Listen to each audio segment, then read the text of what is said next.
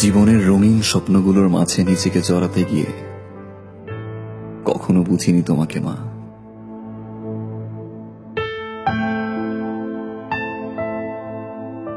অসুস্থ শরীর নিয়ে নিজের কষ্টগুলোকে চাপা দিয়ে আমার পছন্দের খাবারগুলো রান্না করতে মা, কিন্তু কোনোদিন বুঝতে পারিনি তোমার কষ্টগুলো।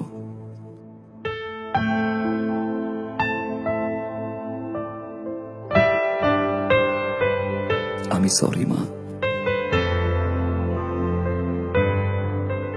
বন্ধুদের সাথে হাজারো কথা বলতে গিয়ে নিজেকে ব্যস্ত রাখতাম, কিন্তু তোমার সাথে কথা বলার সময়টুকু পেতাম না মা।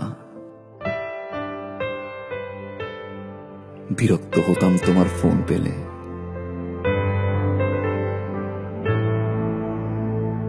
আমি সরি মা। ক্ষণিকের ভালোবাসার পিছে ছুটে তার পছন্দের খাবারগুলো দিয়ে তাকে সারপ্রাইজ দিতে ব্যস্ত থাকতাম।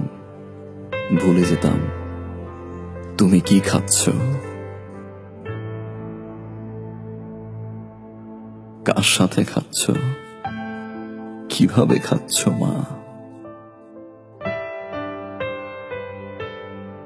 আমি সরি মা। হাজারো মানুষের ভিড়ে নিজেকে জড়িয়ে রাখতাম। তুমি বাবা বাবা বলে বারবার ডাকতে মা। মানুষ হয়েও পশুর মতো আচরণ করতাম মা। তোমার যত্নগুলো অসহ্য লাগত।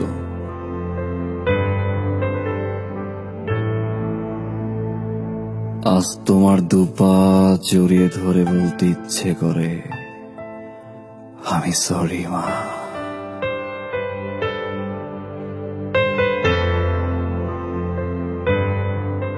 জানো মা, আজ 3 বেলা না খেয়ে থাকলেও কেউ ফোন করে বলে না যে বাবা বাসায় আয় খাবি। সকালবেলা ঘুম থেকে উঠলে মা, কেউ আর বলে না যে বাবা তোর পছন্দের খিচুড়ি রান্না করেছি, আয় ওঠ তোর ভাইয়ের সাথে খাবি। জানো মা, গত সপ্তাহে প্রচন্ড জ্বর ছিল। তোমার মতো করে মা মাথায় হাত বুলিয়ে দিয়ে কেউ বলে না বাবা তোর মা তো আছে, সব ঠিক হয়ে যাবে।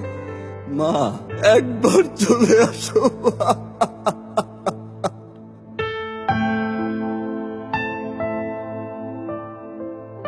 মা, কোনোদিন বলতে পারিনি, আজ একটা বার বলতে চাই সরি মা, and I love you।